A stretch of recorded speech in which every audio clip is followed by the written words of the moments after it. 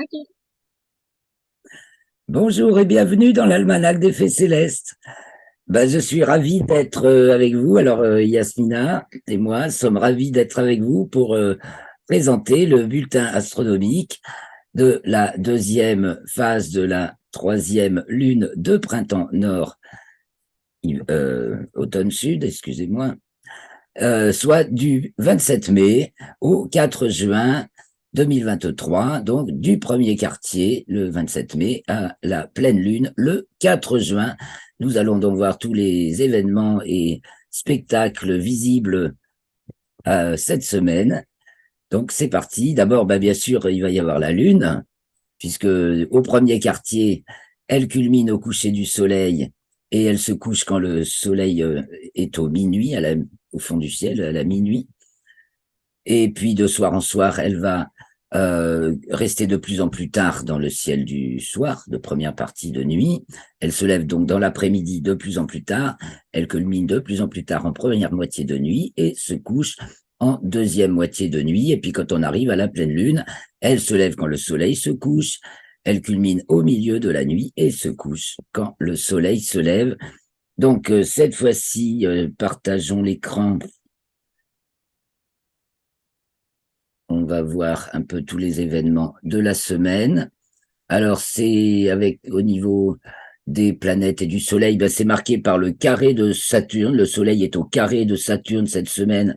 Alors, c'est le 28, dimanche 28 mai, dans le plan écliptique à 12h46. Donc, c'est ce qu'on appelle la quadrature ouest de Saturne. Ça veut dire que Saturne est dans le ciel du matin quand c'est la quadrature ouest et qu'elle devient, voilà, elle va devenir intéressante à observer. Le carré dans le plan équatorial se produit le 1er juin à 16h50 et en héliocentrique, la Terre était carrée à Saturne le 22 mai. C'est dans ces trois référentiels différents, voilà, c'est la quadrature du Soleil à Saturne. Donc on en reparlera bien dans les commentaires astrologiques, certainement. Alors qu'est-ce qui se passe d'autre? D'abord, en ce qui concerne la Lune, elle descend en latitude et elle descend aussi en déclinaison. Alors en latitude, elle passe à son descendant le 1er juin et en déclinaison, elle descend et elle est déjà en déclinaison sud et elle sort des limites zodiacales sud le samedi 3 à 13h22. Elle y sera en limite zodiacale sud jusqu'au 7 juin et elle atteint son maximum le 5. Donc pour la Lune, elle descend, ce qui se traduit concrètement par le fait que sa course est de plus en plus petite, mais comme elle est de plus en plus présente dans le ciel, on s'en rend pas trop compte. Enfin, on peut observer, si on observe attentivement ses azimuts de lever et de coucher et sa hauteur de culmination, on peut voir que sa course est de plus en plus rétrécie, alors que quand elle monte en déclinaison et en latitude, sa course s'agrandit. Bien, donc qu'est-ce qui se passe d'autre? Eh bien, faisons d'abord l'inventaire. Donc, pour la Lune, au premier quartier, enfin l'inventaire, la chronologie. Au premier quartier, elle est donc conjointe à Régulus. En fait, elle est conjointe à Régulus le 27 au soir, le 27 au matin, je veux dire. Donc, ça se voit le 26 au soir, puisque le Lion se couche en milieu de nuit. Régulus, c'est l'étoile alpha du Lion. Et on va voir ça le 26 au soir. Et le 27, on verra que la Lune est passée à gauche de Régulus assez loin. Elle est donc dans le signe de la Vierge pour le premier quartier, devant la constellation du Lion. Le lundi 29, elle rentre dans le signe de la Balance. Le mercredi 31, elle est conjointe à l'étoile Spica, qui marque le 25e degré du signe de la Balance de nos jours, en raison de la précession des équinoxes. C'est donc Spica, l'étoile alpha de la Vierge, et la Lune est presque 3 degrés au-dessus de l'étoile. Puis elle entre dans le signe du Scorpion, donc le jeudi 1er à 1h45. Elle passe à son nœud descendant le jeudi 1er juin à 8h21. Elle entre dans le signe du Sagittaire samedi 3 juin à 7h03. Elle sort des limites zodiacales sud le samedi 3 juin 13h22 et elle est conjointe à Antares à 0h17 le 4 dimanche 4, donc l'étoile alpha du Scorpion. qui se trouve tout près de la Lune. Et la pleine Lune, on va l'observer, son lever le 3 au soir et son coucher le 4 au matin, puisque c'est à 5h41, l'heure de la pleine Lune, c'est à peu près l'heure de son coucher, bien sûr, puisque c'est la pleine Lune. Et elle est donc conjointe Antares, et ça se voit bien le 3 au soir. On va voir ça, et elle est tout près en plus. Donc au niveau des planètes, on a dit le Soleil est au carré de Saturne. Mercure qui en héliocentrique est conjointe à Pluton, puis entre dans le signe du Verseau le lundi 29, parce qu'en héliocentrique, Pluton est aussi encore dans le signe du Verseau jusqu'en janvier ou février 2024. Véritable entrée dans le signe du Verseau sera en janvier ou février 2024.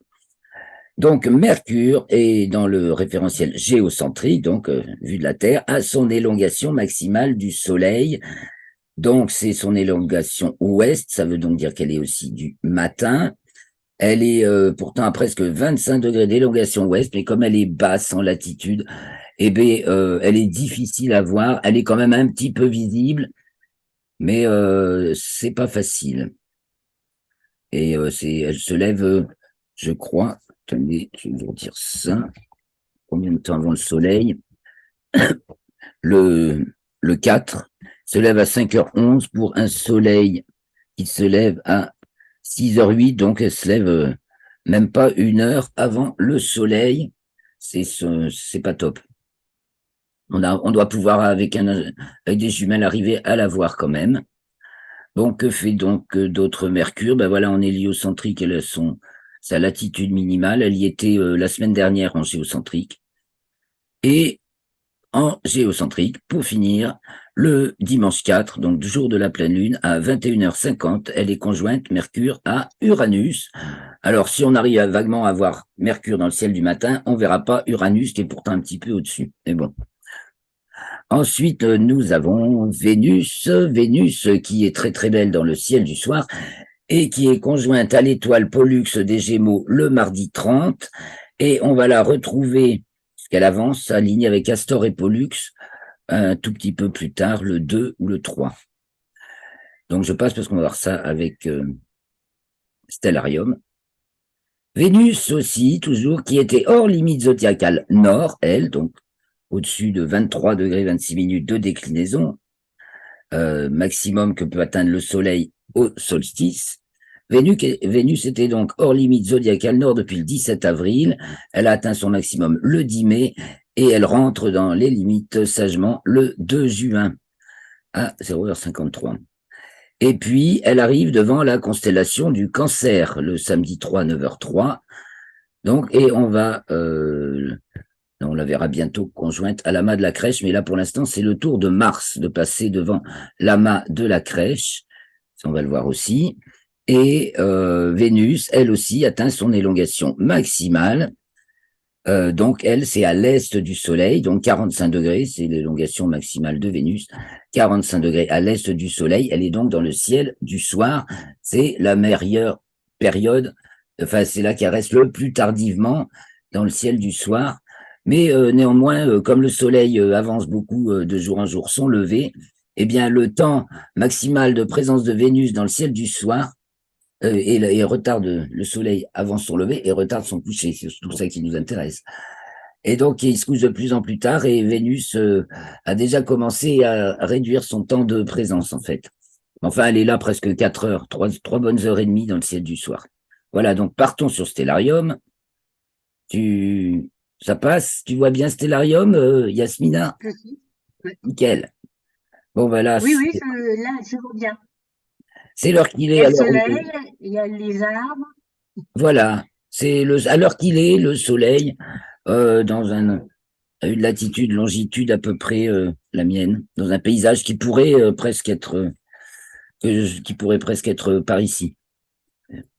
Alors là, c'est le 26 au soir. Alors on avance d'heure en heure. Donc le soleil, vous voyez, va se coucher de plus en plus vers le nord-ouest, de soir en soir. Et donc on va regarder dès qu'il est couché pratiquement, on voit Vénus qui brille de tous ses feux, qui est haute. Et donc on va prendre une petite heure de plus parce qu'on verra le reste. Le reste pour l'instant on le voit pas. Vous voyez, ça, c'est la Lune n'est pas encore à son quartier, là, c'est la veille. La Lune, elle, voilà, ce qu'on voulait voir, c'est qu'elle est conjointe à Régulus. Voilà, le jour du premier quartier. Je vais même la mettre, on va y la mettre sous sa phase. On voit mieux, quoi. On la grossit pour mieux voir sa phase. Je dessine la constellation du Lion, n'est-ce pas? Donc, le 26 au soir, la Lune est au-dessus de Régulus. Et on va se mettre sur la Lune. Non, on va rester sur Régulus. Et on va voir le lendemain, le 27. Donc, le premier quartier est passé et la Lune est passée à gauche de Régulus. Donc, on va la suivre de soir en soir. Je peux tracer l'écliptique, ce qui fait qu'on voit qu'elle va descendre en déclinaison. Alors, le 28 au soir, elle est sous l'étoile d'Enebola du Lion. Le 29, elle est devant la constellation de la Vierge. Le 30, elle est à droite de Spica, de la Vierge. Vous voyez, vous avez remarqué comme elle descend en latitude, donc elle va passer à son nœud descendant. Eh ben voilà, le lendemain, donc le 31, elle est passée à gauche de Spica. Elle est donc conjointe à l'étoile. Voilà ce qu'on voit dans le ciel du soir. Le 1er juin, hop, on est passé au 2 déjà. Alors ça, c'est le 1, non, le 31. Le 1er juin, elle arrive devant la constellation de la Balance. Le 2 juin, là, elle arrive, elle est devant la Balance, elle arrive devant le Scorpion. Ici, c'est Antares du Scorpion. Et donc, le 3 juin au soir, pour la pleine lune, voilà, l'ennui, c'est que si je grossis la lune, on voit plus Antares. Donc là, je vais enlever le grossissement.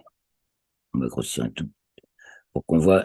Elle est de plus en plus serrée à l'étoile, car en fait, comme elle descend simultanément en déclinaison et en latitude, ça fait que ces dernières années, c'est un cycle que j'explique dans l'article, chaque conjonction avec Antares en particulier est de plus en plus proche. Elle est de plus en plus euh, vers le sud, voilà, la Lune. Donc elle est toute proche de l'étoile. Ah, d'accord. Et ça, c'est le soir de la... Mince, je grossis un peu beaucoup là. C'est le soir de la pleine lune. Donc on va la regarder au cours de la nuit. Là, il est 22h48, elle est déjà levée. Donc ici, c'est Antares. Maintenant, j'enlève l'écliptique. Et on va regarder notre lune. Alors, elle veut se lever. Donc voilà, le 3 au soir, il est 10 heures presque. 21h48, elle s'est levée euh, après le coucher du soleil. Je vais vous retrouver ça Ah, d'accord. dans l'article. Et l'article est en ligne, au fait. Et ça va être facile à trouver. Pour avoir 27 mai, 3 juin, ben voilà, vous retrouverez tout. Donc, elle se lève à 21h16, 15 minutes avant le coucher du soleil quand même. Et puis elle coiffe Antares, elle culmine à 1h38, à 19 degrés de hauteur, c'est pas haut, et elle se couche à 5h54 le 4 juin, soit une quinzaine de minutes aussi avant le lever du soleil. On l'appelle la pleine lune des fraises. Tiens, mais j'ai une correction à faire là. Et car c'est au plus fort de la saison des fraises, voilà. Sinon, lune de miel, le miel d'abeille, lune chaude, lune de foin, lune moyenne, lune rose et lune des amoureux. Alors, il y a un lien à suivre pour en savoir tout un tas de choses sur cette pleine lune. C'est les traditions culturelles et pas mal d'interprétations astrologiques pour cette pleine lune. Mm. Si, voilà. Bien, revenons sur Stellarium, voilà. Donc, au soir de la pleine lune, donc elle s'est levée un petit quart d'heure avant le coucher du soleil.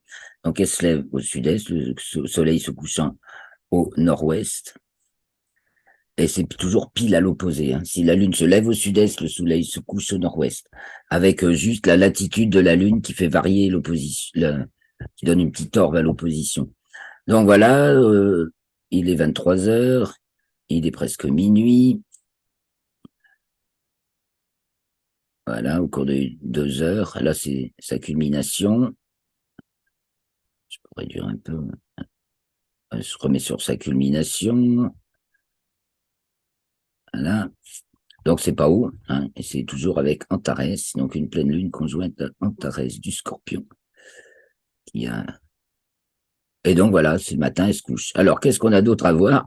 Dans le ciel, ah ben, puisqu'on est sur le matin, on va voir les planètes du matin. À savoir, dans le ciel du matin, nous avons Saturne, devant la constellation du Verseau. Saturne qui se lève bien sûr, elle se lève toute de plus en plus tôt. Hein. Elle gagne à peu près une demi-heure par semaine. Donc, Saturne devant la constellation du Verseau, tout à fait observable, se lève à 2h18.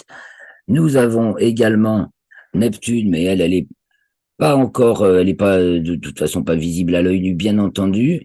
Et c'est sympa de la localiser, car une fois passée la pleine lune, en fin de nuit, on pourra commencer à l'observer. Mais ça, c'est déjà l'heure de la fin de la nuit noire. Et en fin de nuit, nous avons Jupiter qui se lève maintenant à 4h20 du matin, donc ça la rend tout à fait maintenant facilement visible en fin de nuit. Donc un peu plus tard, il y a Mercure qui va se lever. Donc, et c'est déjà bien dans le crépuscule, dans l'aube. Voilà. Levé 5h11, Mercure. Et au-dessus, il y a Uranus. Ça, c'est justement le jour où Mercure est conjointe à Uranus, le 4, donc. Bon, Uranus n'est pas visible, on peut, voilà, si on arrive à voir Mercure, on sait qu'Uranus est là. Donc, les deux devant la constellation du Bélier. Donc, je trace voilà. Tout ça, c'est la figure du Bélier, les étoiles de la constellation. Il y a tout ça en dessous. Et Jupiter est aussi devant la constellation du Bélier, déjà. Donc voilà, nous allons parler de Vénus et de Mercure, qui sont toutes deux à leur élongation maximale. Donc Mercure élongation ouest, elle est plus à l'ouest que le Soleil. Et elle est donc... Eh bien, reprenons, car nous avons eu une petite coupure. J'ai perdu Yasmina, j'espère qu'elle va revenir. Et repartons maintenant sur le ciel du matin. Alors, le 4 au matin, le ciel du soir, donc le 3 au soir. Allons nous tourner vers l'ouest, le nord. Je réduis un peu. Le ciel du matin au nord, la grande ours arrive en bas. Nous avons le cygne très haut. Voilà, au petit matin. Je vais d'abord à l'ouest et remonter la nuit. Et ça, c'est la pleine lune qui se couche, hein, puisque nous sommes là le 4 au matin. Maintenant, nous allons remonter la nuit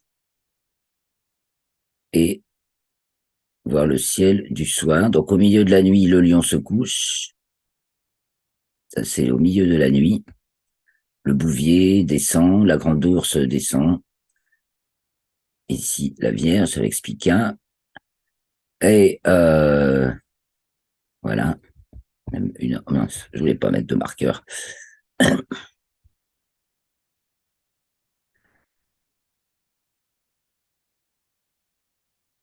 Donc voilà, Vénus en début de nuit, une heure plus tard, c'est un peu tard, donc remontons un peu, on la verra mieux, Vénus et Mars. Voilà, donc Vénus, ça c'est le 3 au soir, c'est le 2 au soir qu'elle est parfaitement alignée avec Pollux, donc ici est Castor, des Gémeaux, qui sont donc déjà sur le couchant en début de nuit, voyez. Et donc voilà, parce que si on la suit de soir en soir, comme on l'a vu, le 4, elle est déjà un peu plus loin. Donc, ça, je remonte un peu, le 2, le 31, le 30, le 29, le 28 et le 27. Voilà notre Vénus. Donc, revenons au 2 juin où elle est alignée parfaitement avec Castor et Pollux. Et nous avons juste de plus en plus près, d'ailleurs, elle se rapproche de Mars.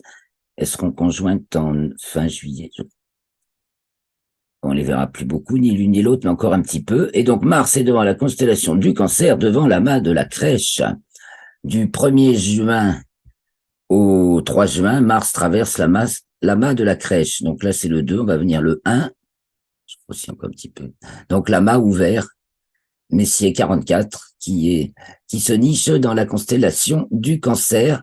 C'est presque ce qu'on voit le mieux de l'amas. C'est un amas visible à l'œil nu quand il n'y a pas la Lune et pas de pollution lumineuse, pas trop. Donc Mars le 1, le 1, le 2 et le 3. Voilà. Donc, intéressant aussi à suivre avec des jumelles, très jolis tableaux. Mars n'est plus très brillante. Et on peut voir les étoiles de l'amas. Donc, voilà pour nos planètes du soir et donc celles du matin. Nous les avons vues tout à l'heure. Donc, voilà une belle période d'observation cette semaine. Si la météo s'y prête, eh bien, il y a de quoi se régaler avec la Lune, avec Vénus et Mars, tous les soirs. Alors, regardons un petit peu les images que j'ai sélectionnées pour vous. Donc, on va les trouver sur l'article directement. Donc, pour commencer, je vous ai mis une petite image du croissant de lune du 23 mai, de cette lunaison, donc, puisque c'était le 19, une lune de 4 jours, donc, vous voyez, la mer des crises. Et puis, c'est la mer de la sérénité. Voilà, le soleil se lève sur la lune toute la semaine encore, jusqu'à la pleine lune. Le soleil se lève sur la lune. Donc ensuite, il y a les images que nous avons vues avec Stellarium. Le 31 mai, elle atteint le 1er juin, donc avoir le 31 mai au soir, ou dans la nuit, quoi, du 31 au 1er. Elle est à sa libration minimale en longitude. Elle présente au maximum son ouest dans l'état de phase dans lequel elle est. Et donc, ça met particulièrement en valeur le cratère Hérodote. Et à côté, il y a Aristarque. Et donc, c'est sur le côté nord de la Lune. Donc, si vous regardez dans un télescope, l'image est inversée. Et donc, c'est à gauche de la mer des pluies, pardon, et le golfe des Iris. Et tout ça, c'est l'océan des tempêtes. Ça, c'est la mer des pluies. Voilà pour la Lune. Alors, un petit peu plus bas maintenant, nous descendons. Ça, tout ça, nous l'avons vu. Bah, des taches solaires, photos simples de taches solaires, et qui montrent qu'il y en a beaucoup, hein, une grosse, là, enfin des groupes de taches. Hein. Là, on en compte 7. Effectivement, il y a 7 groupes de tâches aujourd'hui. La photo est d'hier. Il y avait 7 groupes de tâches aussi. Il y a 132 tâches aujourd'hui en tout. Très actif. Bon, alors ça monte, ça descend. C'est pas une croissance linéaire, mais globalement, ça augmente l'activité solaire encore. Donc, Vénus le soir. Alors, une petite photo de Vénus. Vénus du 23 mai, donc presque à son premier quartier, car le 4 juin, au moment de son élongation maximale, elle est à son premier quartier. Et donc, en fait, voilà, parce qu'elle est gibbeuse décroissante, donc elle est un peu plus que quartier, même si l'image tendrait à faire penser le contraire. Hein, une photo de Vénus. Donc après, il faut descendre un peu plus bas dans l'article où je détaille toutes les semaines l'état de chaque planète, les planètes dans tous leurs états.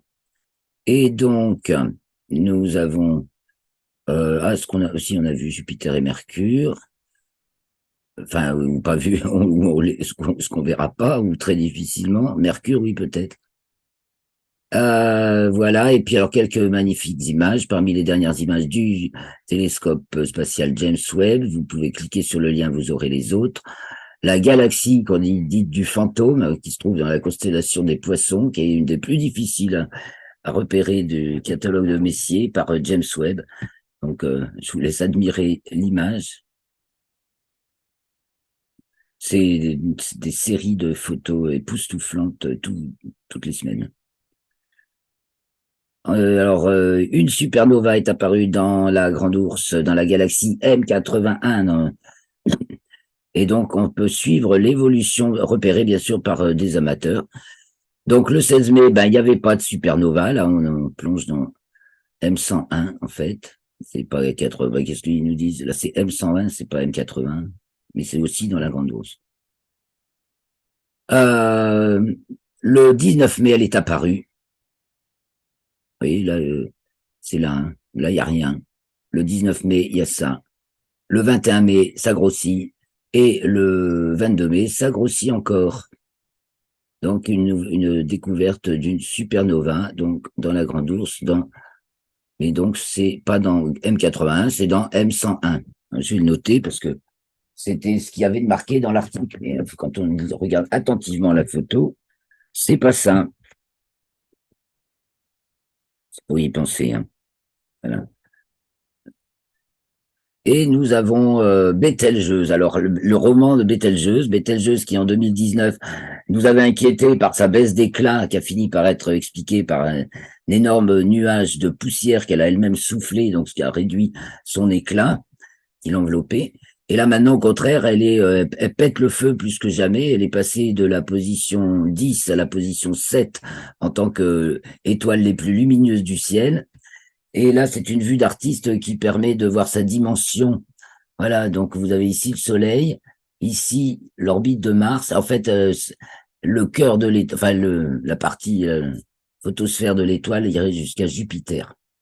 C'est une énorme étoile. Voilà, tout le rayon tout le volume de l'étoile.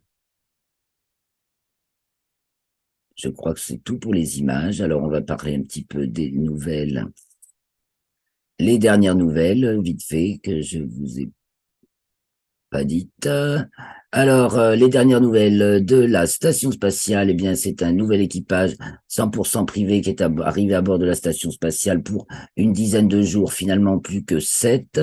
À son bord, donc, il y a la vétérane américaine, euh, le nom m'échappe, et puis d'Arabie Saoudite, deux astronautes d'Arabie Saoudite, dont une femme, Rayana Barnawi. Donc, il y a eu pas mal d'émissions là-dessus, et un quatrième, un Américain, je pense aussi.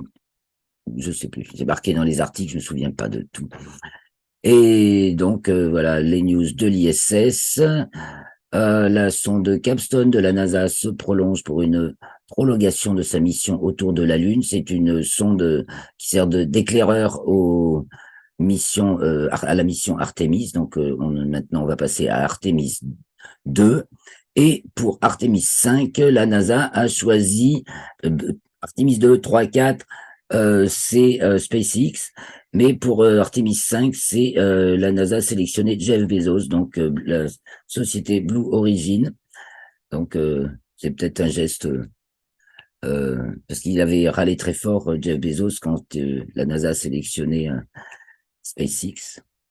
Alors, au sujet de Mars, nous en apprenons encore sur Mars grâce au rover Zhurong qui s'est pourtant éteint, n'a pas repris son activité, il doit être trop, les panneaux solaires sont sans doute trop recouverts de poussière et ils ne peuvent pas le réactiver, mais toutes les données qu'il a envoyées avant, maintenant apportent une preuve que la région où il se trouve était recouverte d'un océan, il y a bien eu des océans sur Mars, c'est confirmé.